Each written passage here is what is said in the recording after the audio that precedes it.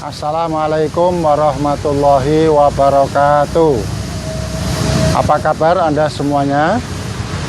Semoga kita selalu dalam keadaan sehat dan baik. Pada pagi kali ini saya akan melanjutkan sesi yang berjudul Pendidikan Islam pada masa penjajahan Belanda dan Jepang. Jadi kajian kita kali ini tentang sejarah pendidikan Islam masa lalu sebelum Indonesia merdeka.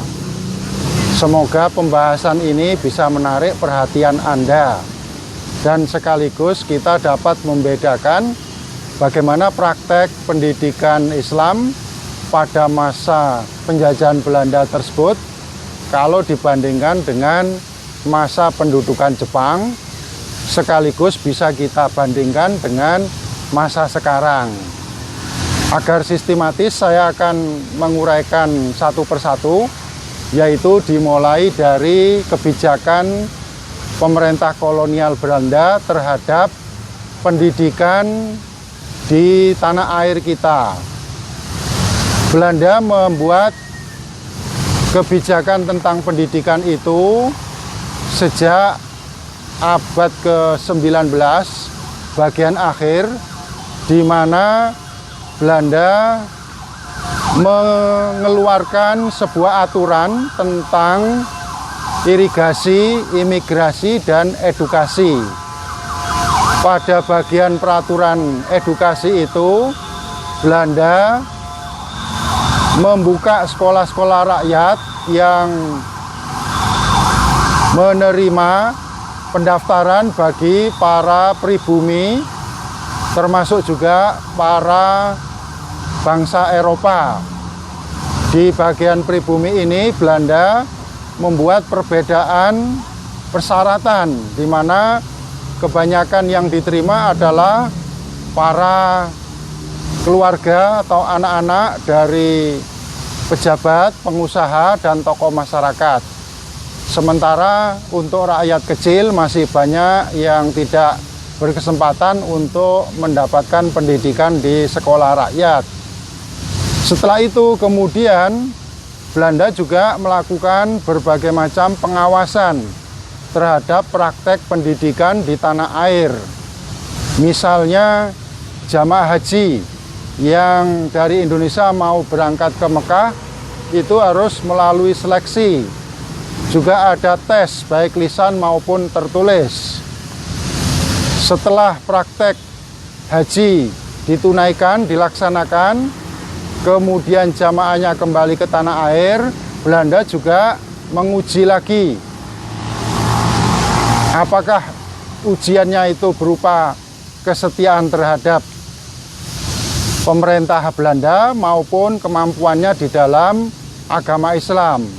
Dari situ kalau jamaah hajinya itu dinyatakan lulus atas tes tersebut, ujian tersebut, maka dia diberi gelar haji secara resmi. Disitulah awal mula kenapa orang Indonesia itu kalau berangkat haji selalu ada gelar haji. Gelar ini sudah dimulai sejak zaman penjajahan Belanda. Kenapa Belanda memberlakukan ujian atau tes seperti itu? Tidak lain adalah untuk mencegah jangan sampai para jamaah haji yang pulang ke tanah air itu menjadi pemimpin masyarakat yang diwibawahi dan berpengaruh untuk melakukan pemberontakan. Itulah pengawasan yang pertama. Pengawasan berikutnya pada tahun 1882, pemerintah kolonial Belanda membentuk suatu badan resmi yang bernama Pristraden. Di mana lembaga ini dibentuk oleh Belanda secara khusus untuk mengawasi kehidupan umat Islam serta lembaga-lembaga pendidikan Islam. Cukup ketat pengawasannya, sehingga Belanda juga menerapkan kebijakan rush and order ketertiban dan keteraturan. Dengan alasan rush and order itu, seseorang yang dicurigai bisa ditangkap oleh Belanda untuk diinterogasi dalam rangka mencegah pemberontakan yang mungkin dilakukan melawan Belanda. Ternyata kebijakan Priestraden tahun 1882 itu masih terus berlanjut sampai kepada tahun 1905, di mana Belanda melakukan sebuah peraturan bagi guru, baik itu guru umum maupun khususnya guru agama Islam yang mau mengajar, dia harus membuat surat izin kepada pejabat setempat. Peraturan ini disebut dengan ordonansi guru yang pertama, dan izin itu tidak semuanya diberikan. Ada orang-orang tertentu yang memang dianggap potensial untuk melawan Belanda atau tidak sepihak dengan kebijakan Belanda bisa tidak diberi izin. Sekaligus ordonansi guru ini merupakan sistem seleksi, tidak semua guru diberikan izin. Ternyata kebijakan ordonansi guru ini berlanjut pada tahun 1925, di mana keluar ordonansi guru yang kedua yang isinya semakin ketat, menyeleksi para guru agama Islam untuk bisa mengajar, bukan hanya sekedar izin tertulis, tetapi juga harus membuat laporan-laporan, baik terkait dengan materi yang diajarkan, kurikulum, buku-buku yang dipakai sebagai bahan ajar, termasuk data mengenai jumlah murid dan nama-nama murid beserta alamat dan sebagainya. Ini menjadikan pengawasan Belanda terhadap pendidikan Islam semakin ketat. Walaupun kebijakan ini dibuat tidak jauh dengan peraturan sebelumnya, ternyata pemerintah Belanda masih terus memperketat pengawasannya kepada praktek pendidikan Islam di tanah air. Buktinya pada tahun 1932 muncul lagi kebijakan pemerintah kolonial Belanda yang disebut dengan Wildeschool Ordonantie atau peraturan kebijakan tentang sekolah liar. Kalau pada ordonansi sebelumnya itu menyangkut tentang guru agama Islam khususnya, sekarang pada tahun 1932 ini menyangkut tentang lembaga atau sekolahnya. Jadi tidak semua sekolah diberi izin untuk membuka menyelenggarakan pelajaran. Tapi sekolah-sekolah yang tidak berkolaborasi, tidak kooperatif dengan pemerintah Belanda, itu tidak diberi izin. Nah, dari sini beberapa kasus seperti madrasah dan juga pesantren yang ada pada masa kolonial tersebut menjadi sangat rigid, sangat kaku dan tidak fleksibel di dalam menjalankan kegiatan pendidikan Islamnya. Itulah beberapa kebijakan pendidikan Islam pada masa kolonial Belanda. Sekarang saya lanjutkan sekaligus nanti Anda bisa mencoba membandingkan kebijakan pendidikan Islam pada masa penjajahan Jepang. Jepang datang ke Indonesia untuk melakukan pendudukan itu mulai tahun 1942 dan berakhir pada tahun 1945 atau kurang lebih selama 3,5 tahun. Sementara Belanda bercokol di tanah air itu sekitar 350 tahun. Namun demikian, meskipun Jepang datang ke tanah air itu dalam waktu yang relatif singkat, ternyata juga mengeluarkan kebijakan-kebijakan, peraturan-peraturan yang berimbas kepada praktek pendidikan Islam yang cukup signifikan, yang cukup bermakna di dalam perubahan.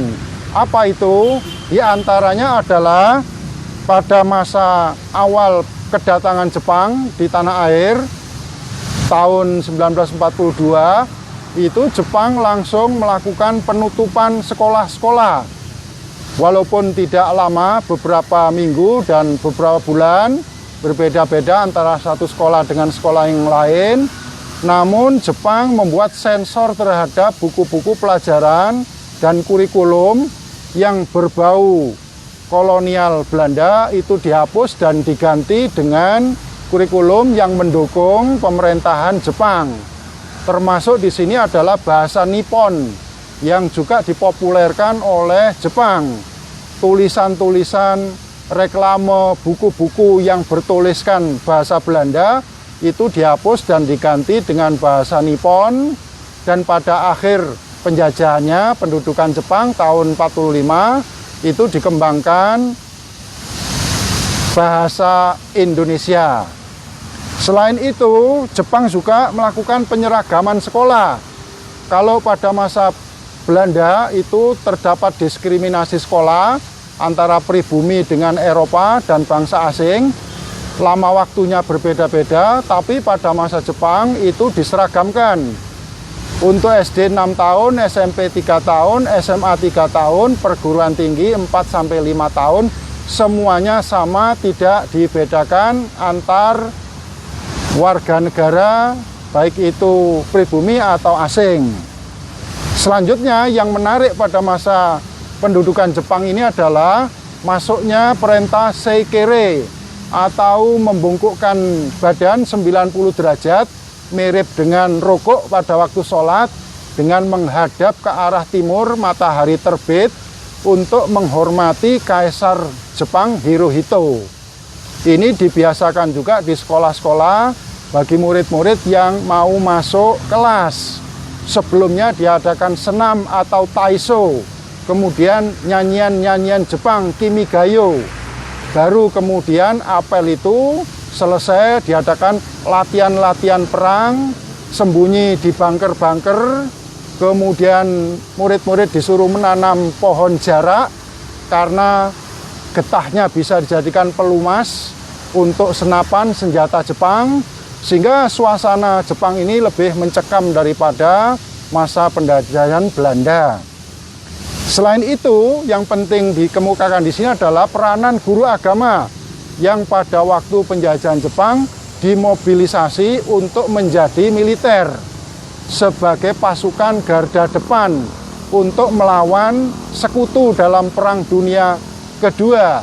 Bahkan di antara mereka itu dikarantina selama beberapa bulan, dididik untuk menjadi militer. Inilah yang terjadi pada masa penjajahan Jepang. Bersyukurlah kita sudah merdeka, lepas dari penjajahan Belanda maupun Jepang, sehingga kita bisa mengembangkan pendidikan Islam secara mandiri. Oleh karena itu, marilah kita berusaha untuk membangun lebih maju lembaga-lembaga pendidikan Islam ini, jangan sampai ketinggalan dengan negara-negara yang lain. Belajarlah dari sejarah, kita menatap masa depan pendidikan Islam demi kebangkitan umat Islam yang lebih baik lagi. Kiranya ini bisa memberikan motivasi kepada kita semua. Dan saya cukupkan untuk sesi ini. Silakan dirangkum sendiri. Kalau belum jelas, boleh komen. Kalau tertarik dengan sesi berikutnya, boleh subscribe. Nanti akan kita buka sesi berikutnya. Terima kasih. Wassalamualaikum warahmatullahi wabarakatuh.